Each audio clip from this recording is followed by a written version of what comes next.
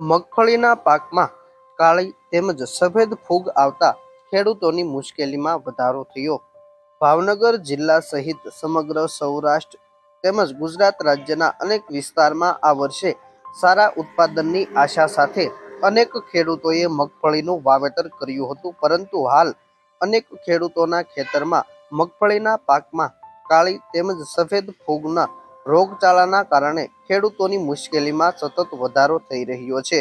શરૂઆતમાં વરસાદ ખેંચાતા અનેક ખેડૂતોએ ઓરવી મગફળીનું વાવેતર કર્યું હતું. ત્યારબાદ વધુ પડતા વરસાદ પડવાના કારણે મગફળીના પાકમાં હાલ ફૂગજન્ય રોગનો વ્યાપ વધ્યો છે અને છોડ સુકાઈ રહ્યા છે.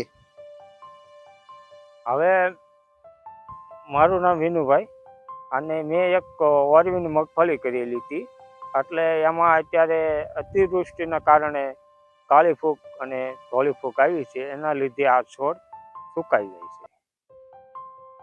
વીઘે માનો કે વીઘે 1 મણ તો સિંગનું બિયારણ જોઈએ છે. 1 મણ એટલે 3500 રૂપિયા એ એને 1000 થી 1500 રૂપિયા જેવો ખેડ ના થાય અને 700 રૂપિયા વાવેતર ના થાય, એમ કરી અને 6 થી 7000 રૂપિયાનો ખર્ચ અત્યારે થઈ ગયો છે. ફૂગ જે આવે છે એ આખો છોડ જ સુકાઈ જાય છે. એ પછી એમાં ભેગા જ કરી લેવાના, એમાં કોઈ મૂળ કે નવો છોડ પડખેથી ઉગે એ પ્રશ્ન આવતો નથી કાંઈ. સર, આપણું નામ રાજુ ને મગફળી ઓરવીને વાવેલી હતી. એટલે પાણી ભરાવાના કારણે ફૂગ, કાળી ધોળી ફૂગ આવી છે. બરાબર, એનો કોઈ રસ્તો નથી અત્યારે. એ સુકાઈ જાય એ છોડ બધો બહાર કાઢીને નાખવાનો છે. દવા મેં નાખી હતી, એનાથી કાંઈ ફેર પડ્યો નહીં. છોડ કાઢીને નાખી દઉં છું.